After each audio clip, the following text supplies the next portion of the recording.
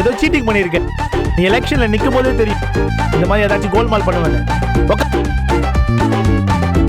Moni, you got 18 votes. மச்சான், கேர்ள்ஸ்லேயே 15 பேர் தான், ஆனால் 18 ஓட்டு வந்திருக்கு. யார் அந்த 3 பேர்?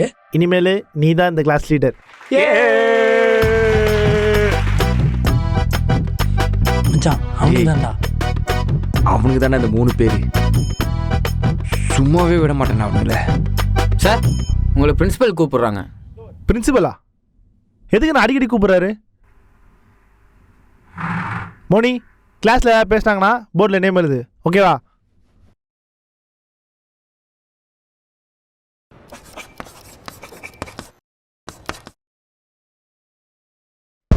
டேய், இப்போ என்ன பண்றான் பாரு அவனை.